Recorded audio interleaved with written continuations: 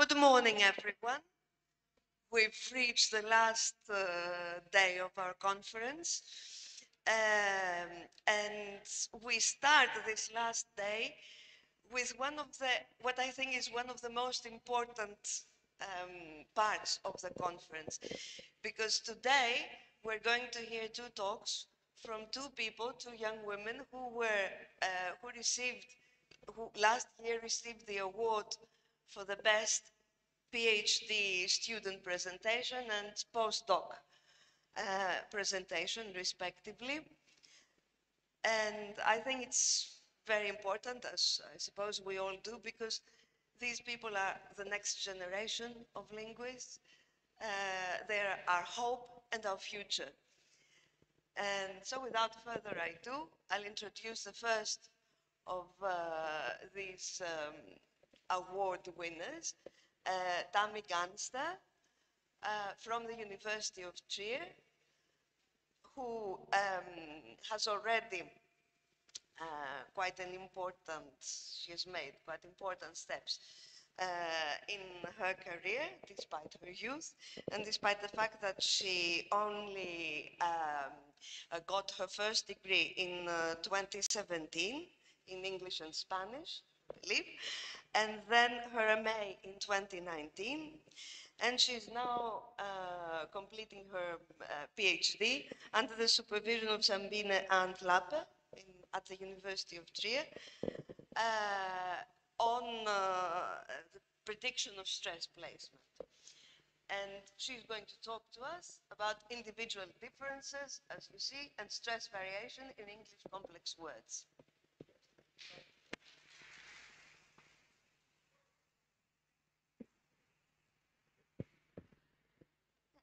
All right. Hello, everyone. Can everyone hear me okay? Yeah? All right. So let's consider the following examples. Identifiable, identifiable. Triumphant, triumphant. Evaluative, evaluative. Discriminatory, discriminatory. All of these words, you will notice, exhibit variation in their primary stress. And more importantly, all of these words are also morphologically complex words. I distinguish two patterns that produce this variation in primary stress in morphologically complex words in English: stress preservation and stress non-preservation. I define stress preservation as a case where the syllable that receives primary stress in the base that is embedded in the complex word is also the syllable that receives primary stress in the derivative. So this is how we would get identifiable from identify. Conversely, in stress non-preservation, the syllable that carries primary stress in the embedded base is not the same syllable that carries primary stress in the derived word. So this is how we would get identifiable, even though the base is identify. The interesting thing about this phenomenon is that the variation can happen within the same morphological category. And in my research, I'm interested in finding out which factors can account for this variation. Previous accounts on this phenomenon have been mostly formal. So in stratum-based accounts, for instance, it's assumed that suffixes can be categorized into different groups, so-called levels, and these levels are processed in each of these levels is processed in a different way in the mental lexicon. For instance, the suffix ori is traditionally classified as a stem level suffix in this type of approach, and stem level suffixes are assumed to always have stress non-preservation, so we would always get oscillatory even though the base is oscillate with a suffix like ori. Then we have structural approaches. These approaches look at the properties of syllables and try to identify which types of syllables may attract stress in a derived word so that the stress from the base is not preserved in the end. So for instance, if I pronounce the presuffixal syllable in celebratory with a diphthong like I just did so that it's heavy, it is assumed to be able to attract stress in these approaches, so we get celebratory and not celebratory, which is a preservation scenario that we would get if the syllable were light. On the other hand, we also have paradigmatic approaches. These depart from these other two more traditional approaches in that they assume that a wider range of paradigmatically related forms can actually account for the stress in the derived word other than the immediately embedded base. So in these approaches, for instance, the word demonstrative would be a more attractive candidate for accounting for the stress of demonstrable rather than the embedded base demonstrate. And it's important to remember that all of these approaches overlap in their assumptions to some degree, though, even though I show them here as three separate approaches. Of course, they also all come with some issues, otherwise I wouldn't be here today. So for the stratum-based approaches, we've actually found empirical evidence against the existence of these uniform suffix classes. That's a problem. For these structural approaches, the issue is that they cannot predict why the stress preservation or non-preservation would happen variably. And the paradigmatic approaches, unfortunately, do not take the morphological and psycholinguistic factors that are central to their very logic seriously enough. And most importantly, the most important shortcoming, in my opinion, of all of these approaches is that they are all purely phonological approaches, even though stress in complex words is a morphophonological phenomenon. So recently, accounts have been proposed that incorporate the morphology into this a little more, so-called processing-based accounts. And in these accounts, the lexical frequency is central. So the relationship between the frequency of the derived word and its base is central. And it's assumed that if the frequency of the embedded word is higher than the frequency of the derived word, that speakers will be more likely to process the word via decomposition. So, and this will lead to more stress preservation. So they will segment the word into anticipate plus ori, and therefore say anticipatory and not anticipatory. On the other hand, if the derivative is more frequent than the embedded base, then it's assumed that the word is processed in a whole word way and stress is assigned to the word as one unit. So stress preservation is less likely to happen. And this is how we would get something like derogatory from derogate. So, yeah. But the processing-based accounts also are not perfect because they do not take individual differences into account that are implicit, though, when you assume that processing plays a role. We cannot assume that everyone processes language in the same way. You can also see this in the fact that they mostly rely on corpus frequency measures to figure out the processing. So this is, of course, not compatible with individual differences. But in previous studies, we have seen that not all speakers reflect corpus frequencies in the same way. So clearly, more attention should be paid to individual differences here. But individual differences have also generally been marginalized in linguistic research, so they haven't been investigated much outside of L1 and L2 acquisition research. They're not traditionally assumed to play a role for adult native speakers. So I would like to investigate these individual differences in processing a little bit more and how they ultimately relate to stress placement in complex words. But that, of course, also begs the question, which measures should I use to assess individual processing? In previous studies, I've seen that awareness to morphological structure can play a role, and also vocabulary size has been found to differ across speaker it's been found that it can differ across speakers quite a bit and even can differ in adult native speakers actually.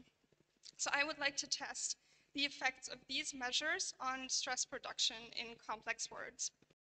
To this end, I conducted an online experiment with 153 native speakers of British English. The experiment included tasks to assess the morphological processing of the speakers, so a morphological sensitivity task and a vocabulary size test, and then also tasks to assess the speaker's stress production as well as stress perception. And in this talk today, I would like to focus on the results of the morphological sensitivity task and the vocabulary size test and the stress production task. So to take you over the methodology here, for the morphological sensitivity task, I did a mass priming experiment with a lexical decision task, and I measured reaction times to 3 different priming conditions. In the first condition, the prime and the target were always clearly morphologically related, like subversion and subvert, for instance. In the second condition, they were only orthographically related, like chargeable and charisma. And in the third condition, they were completely unrelated, like inventive and remorse. For the vocabulary size test, I used a standardized forced choice test where participants were presented with a particular word whose meaning they should know, and then an example sentence in it, and 3 different paraphrases that describe one of which describes the correct meaning of the word. So for instance, here's an example. See, what is the meaning of see in the sentence they saw it? Is it they closed it tightly, waited for it, or looked at it? And this test gave me a score that is an estimate of the number of word families a speaker is assumed to know based on this vocabulary size test. And I will tell you about the production task a little bit later on, but let's first focus on the results of the morphological sensitivity task. So here you can see a random sample of 25 of my participants and their mean reaction times to the 3 different priming conditions. And note that the transformation that I applied to the reaction times makes it so that smaller numbers indicate slower reaction times and larger numbers indicate faster reaction times. So we can see that despite the obvious fact that some people are slower than others, we can also see that some people show fewer differences in their reaction times to the 3 different priming conditions than other speakers here. So some speakers have quite dramatic differences between their reaction times to the different priming conditions, and with others, the 3 bars are pretty much at the same height. For the speakers who do differentiate clearly between the different priming conditions, we can also see that the ranking of which priming condition was the fastest and which one the slowest isn't always the same. So speakers also differ in this regard here. Similarly, if we look at vocabulary size on the y-axis over the age of my speakers on the x-axis, we can see that we get a general expected effect of older speakers having larger vocabularies than younger speakers. But note that the scatter is also, so the scatter of the different data points is pretty broad here. So we see that we get a lot of variation in vocabulary sizes among my speakers.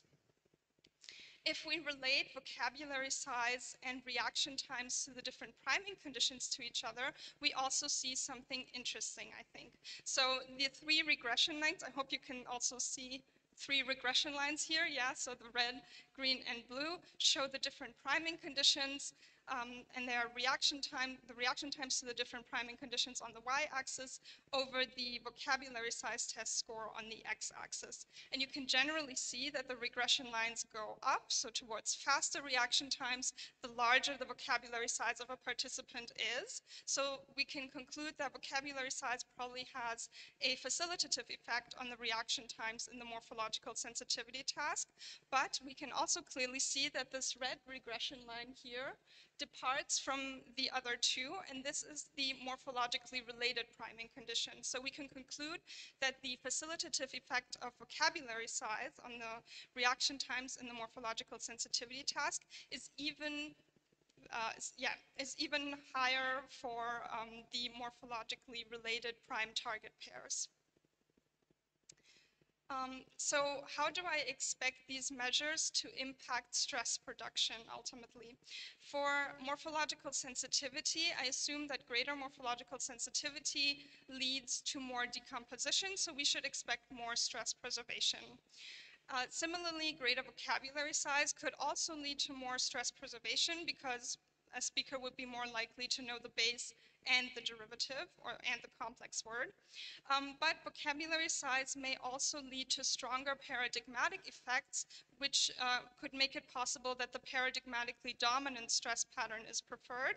I'm just putting this here for completeness sake, but I will not be addressing this hypothesis in this talk today. So in order to assess my speaker's stress production, I had them do a reading task. Each participant read 30 sentences from me that contained different ible and if and ori adjectives. And here are some examples of these test sentences. So we're trying to do something a little more innovative. Well, actually this move was anticipatory. And is there an address or a name or something else that's identifiable? And it's important to note that all these adjectives actually exhibit stress variation in British English. So some people say innovative, some people say innovative, for instance. I had each recording assessed by 3 trained raters, and I only used those, and my raters agreed in 77% of cases, and I only used those data points where all 3 raters agreed on the stress in the test word for my analyses. So here you can see the distribution of stress preservation in light blue and stress non-preservation in dark blue across, I think this is all of my speakers, so a lot of participants jammed together. And we can see that the proportion of stress non-preservation and stress preservation can vary quite considerably among or across individuals. So if we do a first simple analysis of the relationship between the reaction time to the morphologically related priming condition and the proportion of stress preservation, we can see that participants with who have a faster reaction time to the morphologically related priming condition also tend to practice more stress preservation. Similarly, participants with a larger vocabulary size score also tend to practice more stress preservation in their complex words.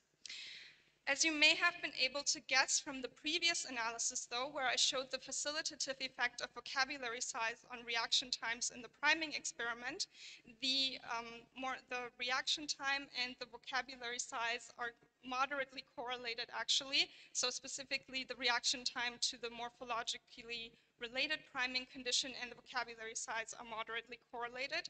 So for this reason, I put them both in a conditional random forest model, so that it could tell me which of these 2 variables that are correlated has a greater impact on the stress preservation in the data. And here you can see the output of the model. So this is the conditional variable importance, and it shows that the reaction time, the mean reaction time to the morphologically related condition is actually more impactful than the vocabulary size. So the conditional variable importance can only tell us so much. It can only, actually, as the name says, tell us how important a variable is, but it cannot tell us anything about the nature or the direction of the effect of the variable. So that is why I calculated the partial dependence of stress preservation on the reaction time to the morphologically related priming condition. And we can see here that generally, with faster reaction times to the morphologically related priming condition, we get an increase in stress preservation.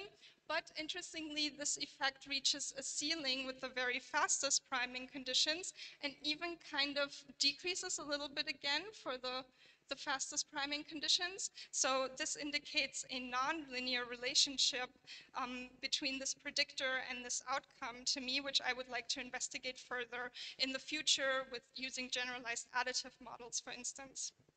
So to conclude, I hope I've been able to show you that individual variation presents itself in all 3 areas in adult native speakers, in their morphological sensitivity, in their vocabulary size, as well as in their stress placement preferences. We saw that a larger vocabulary facilitates morphological processing, and we also saw that morphological sensitivity emerged as the more important predictor compared to vocabulary size here. And the partial dependence indicated that generally stress preservation increases the faster a participant reacts to morphologically related prime target pairs, but the effect is likely nonlinear and therefore needs further exploration and validation with other models. And with that, I thank you very much for your attention.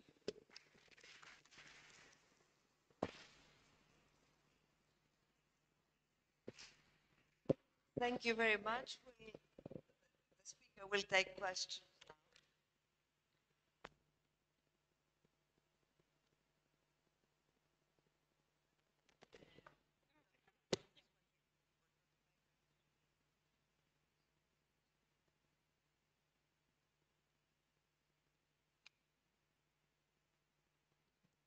Yeah, thank you very much. That was very interesting, very convincing. I have one question. I could imagine that there is also stress variation depending on the prosodic pattern in which a word ends up in a single instance. So you didn't say anything about that, so did you look at that, or can you say anything about it, or would you rule it out as a factor? So what I mean is basically that, for instance, if you have a stress immediately before the word, that might kind of make it more likely that the stress is postponed, or if there's an unstressed syllable right before the word, that it might be kind of fronted, something like this. Is that an effect that you could also consider as a factor, or would you rule that out at all? Yeah. Hello? Yeah. I better take this. So thank you for the question. I haven't looked at this in too much detail yet, but I have all the same test sentences, so I'm not too, everyone read the same test sentences, so I'm not too worried about it. And I also, we know that there is this, what is it called, rhythmic stress alternation in English. Is that what you're getting at? Specifically, yeah, so I made sure that all of my test sentences, that the adjectives in all of my test sentences were in attributive position, so this is unacceptable or something like that. It's always in this pattern, and it's never an unacceptable situation or something like that that would trigger that rhythmic stress shift. But it would, yeah, I would certainly, just to make extra sure, it would make sense to look into the word that immediately precedes my test words and check that again. Yeah, thank you.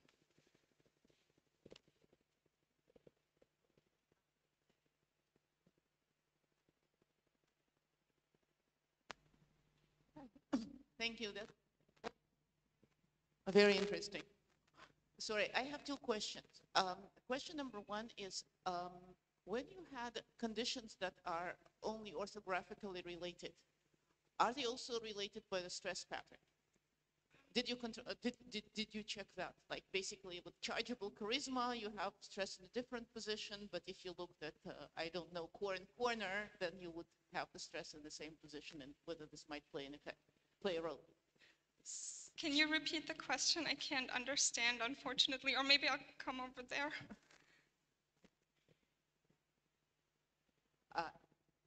If you have two unrelated words, like chargeable, charisma, these two have stress in different positions. But if you used corn and corner, they would have stress in the same position. Could this, I would suspect this might play a role. And I wonder how you controlled for this. Yeah, thank you. That's a good question. In that morphological sensitivity task, I wasn't interested in stress. I was just interested in seeing how people segment the words. So I didn't take stress into account of the primes and targets that I presented there. And this task was also just visually presented, so there was no audio or anything.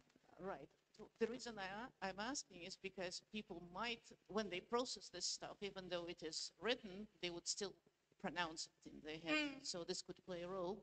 And the reason why I was asking this is because lots of these words are words that I personally would only know from writing. So I am wondering to what extent checking the size of the vocabulary is a good predictor, given that for a lot of these words, people might not even have a stress pattern that is not correlated with. They've heard that this word is pronounced like this. They would know that it's not related in stress to the base. Yeah, thank you. I see what you mean. Yeah, so it's definitely.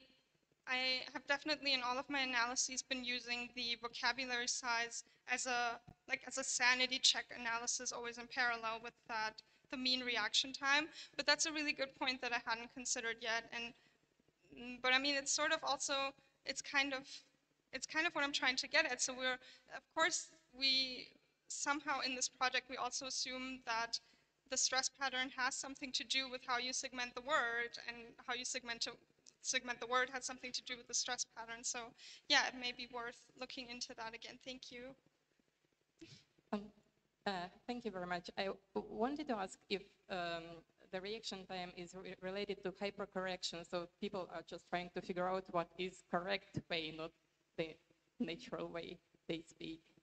If it's related to what? Excuse me? Hypercorrection, like people are trying to be very literate or standard-like, or they were taught this at school, the stress pattern, which is correct, not which they would like naturally use in spontaneous speech. Yeah, well, I mean, I have no way of knowing what my participants' personal motivation was for stressing the word the way they did, outside of doing the vocabulary size test and the morphological sensitivity. But I don't know what may drive them to want to, appear more socially of an upper class or something, whatever they imagine. But I do have socio-demographic data on my participants, so I could look into how the stress patterns correlate with wealth, for instance, as an indicator of social class, and think about if maybe wealthier people want to make sure that they seem very upper class. And so, yeah, thank you.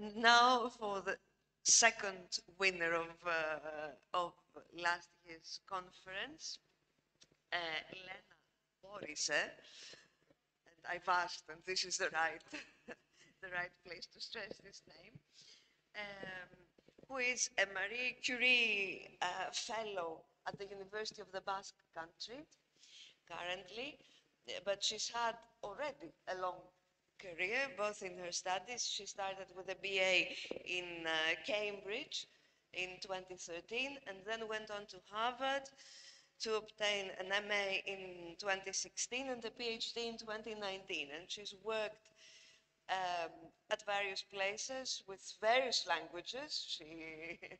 She has really a very wide spectrum of languages that she's comfortable with. She works at the syntax phonology interface, and her main interest is the way that information structure is reflected in syntax and prosody, if I'm right.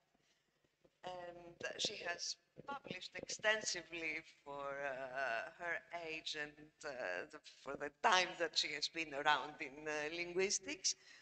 I believe, about 20 publications, if you count ones that are in under review now. And so you have the floor. And she talked to us. You can see so I don't want to take up more of her time.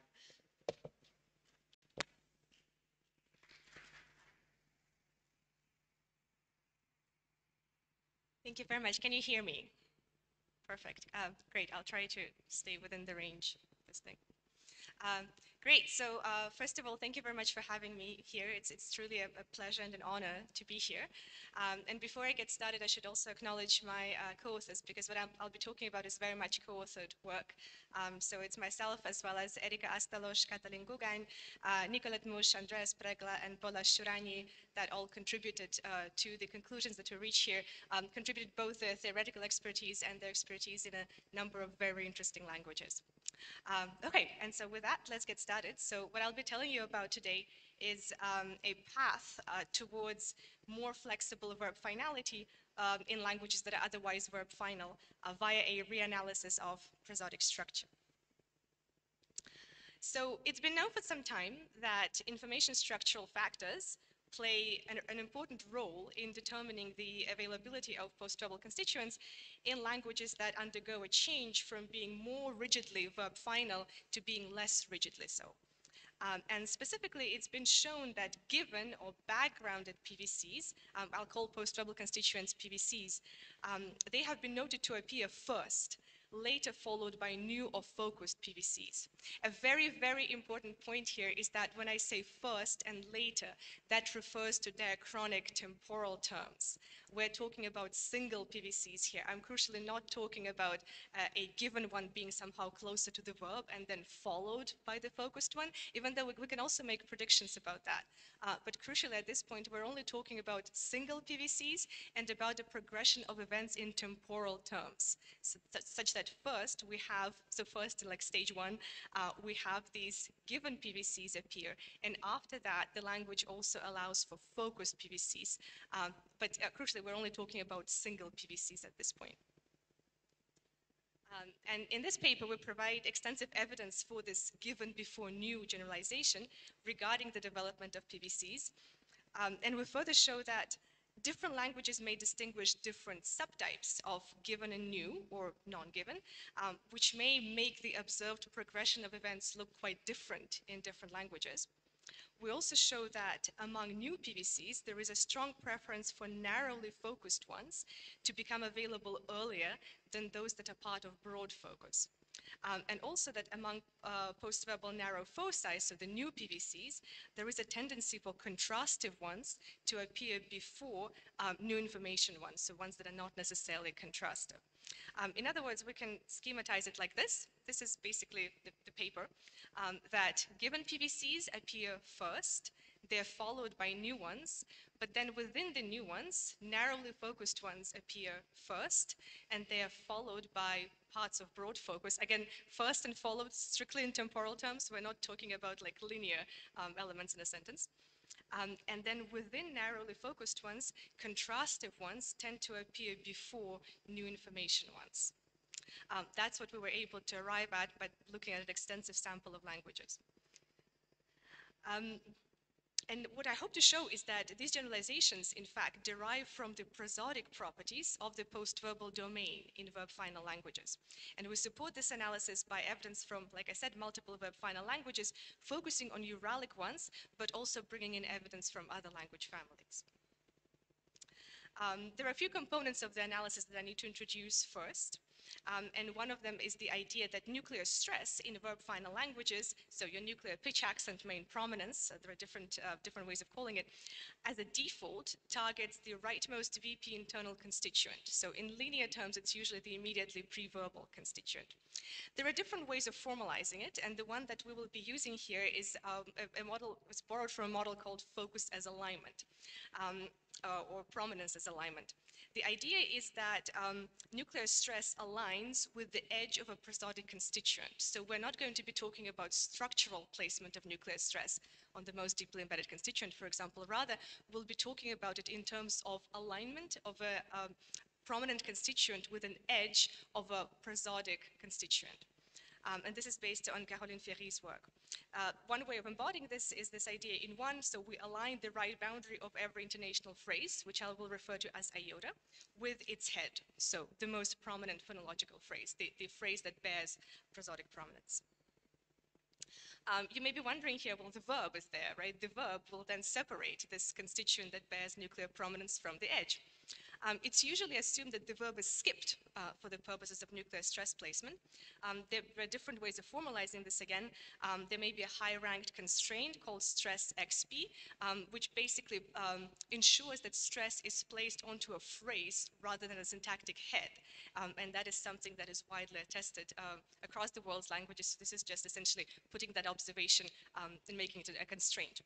Alternatively, there is this non-head stress-based principle. So there are different ways of formalizing it, and we will just adopt this notion that stress prefers to target phrases rather than heads, and that means that the verb is skipped for the purposes of stress placement. With regards to syntax, what's important is that we assume that the VPs in the verb final language discussed here are head final at their basic structure. So crucially, we do not assume at present point that we're dealing with the change of the direction of headedness within the VP. So I'm not talking right now about the change from OV to VO, even though what we'll be talking about can probably lead to that ultimately, but we're not assuming a change in the basic syntactic structure at this point. It's also important to note that the PVCs we examine do not include those that may plausibly involve raising of the verb to the left in the syntactic structure, such as contexts involving raised narrow foci, WH questions, or possible verb second construction. So contexts in which there would be independently attested verb movement, which would lead to the creation of PVCs by virtue of that fact. It's a bit of a tricky point, and you may have further questions. We can discuss that later. It's a bit of a simplification, but we have a hypothesis about how it works. And finally, we take the PVCs discussed here to be derived by a phrasal displacement to the right. So be it post-syntactic movement or syntactic movement or base generation, crucially we're dealing with either moving or generating this element on the right side of the clausal spine. We're not always able to tell at this point which of these processes applies.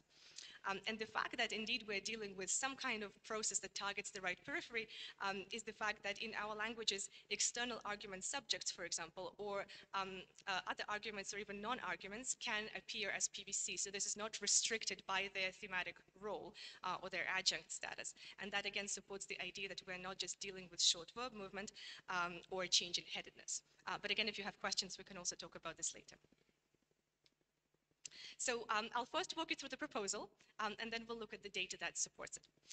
Our stage one is a kind of a verb final language in which no PVCs are allowed. So here the position of nuclear stress is aligned with the right edge of an intonational phrase. The verb is skipped for the purposes of nuclear stress assignment, and no clause internal PVCs are allowed. And that's because they would separate this nuclear stress marked constituent from the right iota edge, and they would render this prosodic structure non-optimal. So here you can see it's schematized. The verb is going to be in blue throughout the schemas and the examples, and here's our nuclear stressed constituent, and it's as close to the right edge as it can be modulo the verb. The only kind of PVCs allowed in these languages is usually prosodically and syntactically non-integrated afterthoughts. We take them to be not really be meaningful in this sense because prosodically non-integrated afterthoughts are available even in strictly verb final languages like Japanese and Nepali.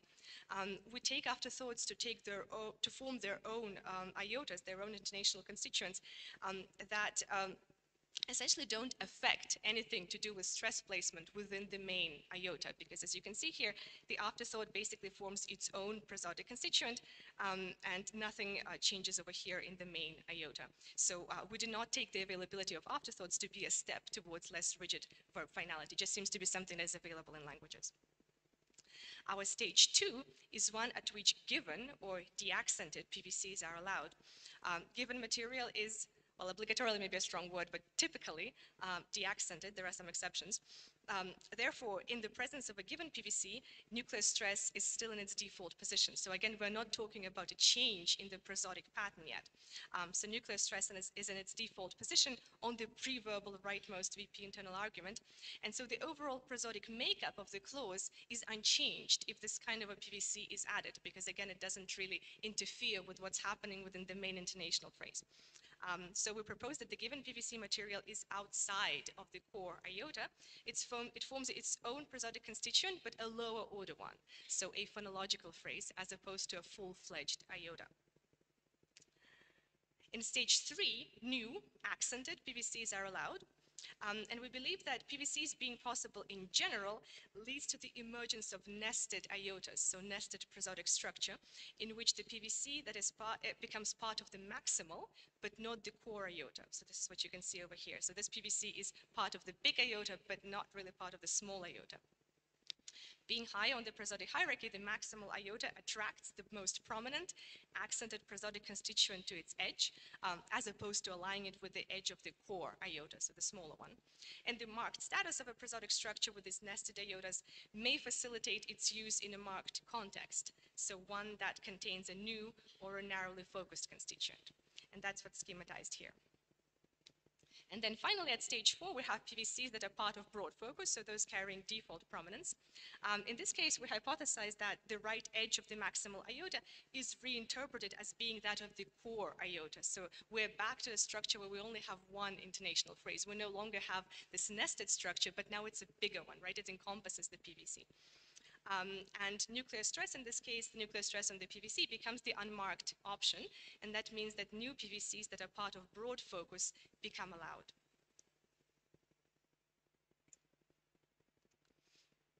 Okay, so this was essentially the proposal, and in the rest of this talk, I'll just show you some evidence that supports it. So we observed that in many languages that are on the trajectory of being more rigidly verb final to being less rigidly so, so allowing for post-verbal constituents, these languages, including but not limited to Uralic ones, conform to the sequence of events proposed here and exemplify different points on this given before new trajectory that I just outlined for you. We'll start with stage one, so these most rigidly verb final languages. One of them is Tundra Ninets. It's a Uralic language that represents this most rigidly verb final end of the spectrum. It is described as being strictly verb final, and that is something that has been confirmed by our speakers. So here in two, you have two clauses that are non-verb final. The first one is an SVO, so a man reads a book, and the second one is an OVS one. So Pavel saw Irina, but here Irina is pre-verbal and Pavel is post-verbal. And you can see that neither of these are good. So this is something that our consultants were not happy with at all, which shows you that this is a language that, doesn't allow neutral post-verbal constituents. In fact, it only allows for these close external afterthought-like prosodically separate PVCs that are also associated with a close internal correlate. It may be covert or overt. If it's covert, it's cross-referenced by object agreement. In writing, our consultants would insist on there being a comma between the verb and the post-verbal constituent, and in production, they would say that there has to be a pause before the post-verbal constituent, otherwise the structure is non-interpretable, and that's what you can see here in 3. So this exemplifies this most rigid stage at which a verb final language only allows for these prosodically non-integrated afterthoughts, the function of which really is just to clarify something within the clause. So here it's a man, this reads the book. So just to make sure that we understand what the man is reading. So that was our stage 1. In stage 2, languages that become less rigidly verb final allow for backgrounded given PVCs, and this is something we observed in Amharic, Quechua, and Siouan languages, to name just a few. So in here is the schema again. The PVC is its own prosodic constituent, but not an iota, so not an independent one. Here we have an example from Amharic. This is elicited data. The context is, what did teacher give? Sorry, who did the teacher give the book to yesterday? And the response to that can be, the teacher yesterday to my son gave the book. So here we have a post-verbal constituent that is given because it appeared in the discourse already. We've been talking about the book. Crucially, we cannot use the same response if the question is, what did the teacher give to my son yesterday? To that, you cannot respond by saying, teacher yesterday to my son gave the book, because in this case, the book is new information and it cannot appear in that slot, crucially. And that's something that adheres to our hypothesis about how this process of allowing for post-verbal constituents evolves. In the interest of time, we'll skip the data from Quechua and Siouan, but again, feel free to ask me. Moving on, the next language on our trajectory is Khanty. We're mainly focusing on Eastern Khanty varieties here. They're also described as being rather strictly verb final, but they allow for certain types of non-afterthought PVC. So they're more permissive as compared to Tandraneas, for example. And we can demonstrate that the emergence of these PVCs also adheres to this given before new generalization. And here, fortunately, we don't have, the time depth is such that we don't have a lot of diachronic evidence for Khanty, but we have some. And even within that, this century of evidence that we have, we can trace this given before new trajectory. So in texts collected in 1901, we only have evidence of given PVCs being allowed after the verb. So here, the context is that at one place, the protagonist found a fox. He bid farewell to the fox, and from there went away the fox. So here we have 2 examples of PVCs. They're both fox, but the fox is also something that has been mentioned in the discourse already. So this is our given material. And in this collection of texts from 1901, we only have these examples of given PVCs. It's a little unfortunate that they were only published 100 years later, but we have the access to these materials now. And what's interesting that in today's Khanty, new PVCs are also allowed. So speakers today allow for using both given and new PVCs. Here we have an excerpt from a story, a personal story a speaker was sharing. She says, I live with my father and my older sister and with my brother-in-law. And then she adds, besides, also with us live my younger brothers. Younger brothers are not something that has been mentioned in the context before. According to our classification of given and new, this is new information because we haven't been talking about brothers before, and now this is allowed after the verb, very much in contrast to what we saw in older texts. Similar to Hanti, in Gagauz, which is a Turkic language spoken in Moldova, new focus PVCs are now allowed, but not parts of broad focus. So here we have an example, again, a question, so what did my father buy? A response to that can be, my father bought a car. So a new information constituent can appear after the verb. It can also appear pre-verbally, but it's also allowed after the verb. But we cannot use the same response answering a question like, what's new, or what's up, or yeah, what's new with you? So something that elicits broad focus. In that context, you cannot say, my father bought a car. Then the car has to be pre-verbal because parts of broad focus are not yet allowed after the verb in Gagauz. And then finally, Udmurt, another Uralic language, is the language that is the furthest along this given before new trajectory. It's usually described as being flexibly verb final, and already in texts that were collected in late 19th century, both given and new PVCs were allowed. So we're seeing, this like furthest point in our trajectory here in Udmurt. Here are just a few examples from older texts.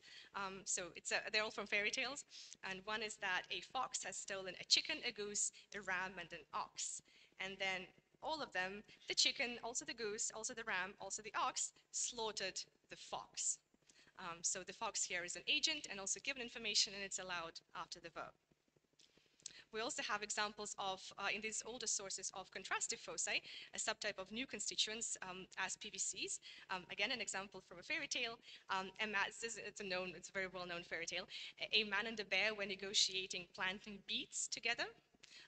And the man says, I take the roots and you, bear, take the tops, which is not a very fair deal if you're trying to plant beets, right? Because roots are usually more valuable than the tops. But what's important for our purposes is that roots and tops are new information and they're both allowed after the verb. And then finally, we have constituents, the subparts of broad focus as PBCs, again in these older texts, which means that Udmurt is this, again, the furthest along this given before new trajectory. Here is an opening clause of a story that says, poor Udmurt went to hire himself out as a farmhand, and on the way he met a forest spirit. So this is our broad focus context. The forest spirit wasn't discussed before, and yet it's allowed as a PBC. And what's interesting is that in today's Udmurt, all types of PBCs are allowed, and the frequency of new ones is higher than it was in the older sources. So we also see this development in terms of frequency. So to wrap up, what I hope I have shown you is that numerous verb final languages that undergo this shift from being more rigidly verb final to being less rigidly so follow this given before new, narrow before broad, and contrastive focus before new information focus trajectory in allowing for post-verbal constituents. We propose that the fact that governs this process is the gradual loosening of restrictions on prosodically prominent post-verbal material. And we argue that this process involves a stepwise shift from prosodically non-integrated PVCs to the introduction of this nested iota structure, and then to reanalysis of the major iota as the core iota, thus getting rid of this recursivity in the prosodic domain again. And the main takeaway is that it looks that the trajectory of diachronic syntactic changes, including the development from strict verb finality to a more flexible word order, is shaped in crucial ways by prosodic considerations. There are a few more open questions and further directions that we're working on. One question that you may be having is, well, what role does contact with VO languages play in this whole process? And is it necessary for, especially for new PVCs to develop? And tentatively, yes, we have some ideas about this, but it looks like all languages in our sample that allow for new PVCs are also in close contact with VO languages. Then there was also the question of, well, okay, and before then, what triggers the appearance of given PVCs? Because they seem to be available without contact with VO languages. So that seems to be a separate question. And finally, we're wondering about other language internal triggers for PVCs, such as length, for example. Longer constituents like to appear after the verb, and how, but this is not applicable in all languages, which is interesting, and how these language internal triggers interact with this given before new generalization. So if you have any ideas or hypotheses about this, we would love to hear from you. And thank you very much for your attention.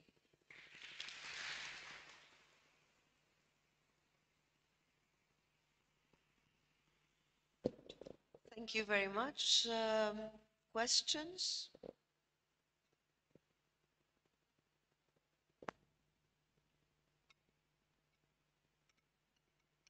A very nice talk. Thank you very much. Very much enjoyed it. I have a possible suggestion with respect to the question that you asked, what could the language internal trigger could be? Have you looked at the position of embedded clauses?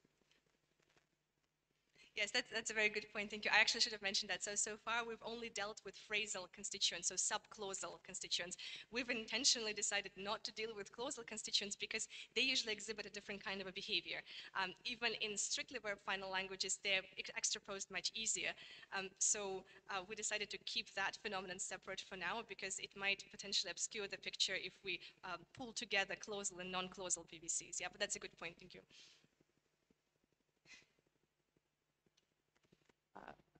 Another comment along the same lines, you could try to look at PPs, because, I mean, the one language that is sort of verb final that I'm aware of is Dutch, and there the things that are post-verbal are clauses and some PPs.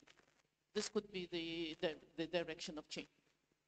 Right, yes. So there seem to be different profiles of verb final languages that allow for post-verbal stuff, and we've been dealing with this one where information structure plays a role. But it seems that yes, in languages like Dutch, it's PPs and certain clauses, certain PPs and clauses that could be post-verbal. We're aware of evidence from Iranian languages, for example, where it's only goals that are allowed after the verb. So there seems to be a profile of verb final languages that only that allow for stuff that is not necessarily information structurally motivated after the verb.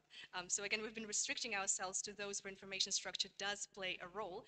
That said, of course, it looks like there is more than one thing going on. So we should also address those cases, yes.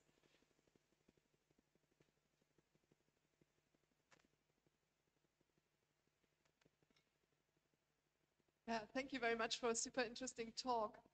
I have an idea that's based on the types of right edge constituents that you get, the phrasally separated ones, because there is some distinction in the literature between given and focal right edge constituents, the ones you call afterthoughts. So the given ones are also called antitopics or tails. And I've done some annotation in a spoken corpus of an Australian language, and it's always much more difficult to decide whether a given constituent is actually prosodically detached or prosodically integrated, because with the focal ones, the phrasal boundary is very pronounced. With the given ones, they're usually flat, and the only difference is there is a pause or not. So I think just prosodically integration of the given ones is much easier. It's facilitated, if that makes sense. So your order made sense to me. Yes, that's also a very good point. Unfortunately, with verb final languages, as I'm sure you know, post-verbal constituents are often harder to deal with prosodically because this is the domain where creakiness applies, the F0 is quite low, and it may be difficult to actually tell what's going on. We often have to rely on language-specific cues to phrasing and to the realization of stress to tell the prosodic status of something after the verb. But I think you're right in that the given ones, yeah, you can often tell based on language-specific cues that they're closer, like somehow more integrated with the preceding clause, yes. But we can talk later.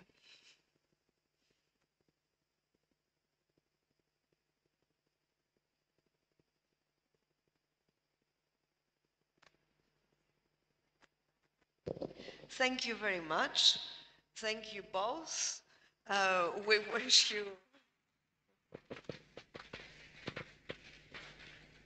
wish both of you a brilliant career, and we can now move towards the school, the Modern Greek Teaching Center for the coffee break.